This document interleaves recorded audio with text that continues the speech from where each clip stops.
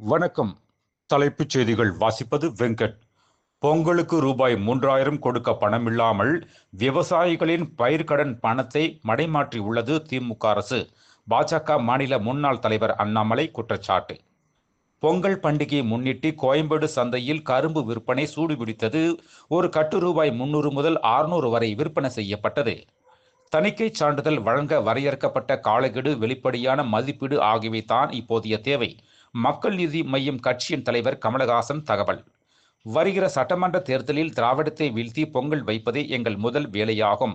நாம் தமிழர் கட்சியின் தலைமை ஒருங்கிணைப்பாளர் சீமான் பேட்டி.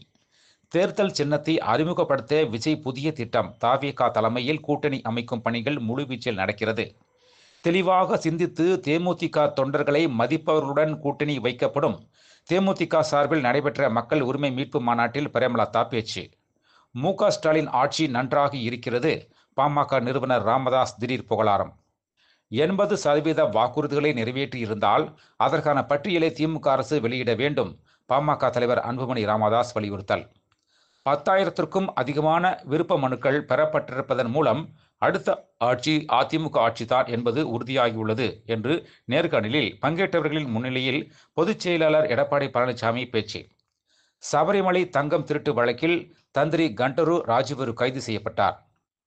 கரூர் சுற்றுலா மாளிகை சிபிஐ அலுவலகத்திற்கு கொண்டுவரப்பட்ட விஜயின் பிரச்சார வாகனத்தை மத்திய உள்துறை அமைச்சக விவகாரத்துறை அதிகாரி தலைமையில் மத்திய தடவியல் அறிவியல் துறை ஆய்வக குழுவினர் ஆய்வு செய்தனர். போதைப் பொருட்களை உற்பத்தி செய்பவர்கள், விற்பனை செய்பவர்களிடம் எந்த இரக்கமும் காட்டக்கூடாது. மத்திய உள்துறை அமைச்சர் அமித்ஷா பேச்சு. மேலும் விரிவான செய்திகளுக்கு அரசியல் ராஜ்யம் மின் இதழை படியுங்கள்.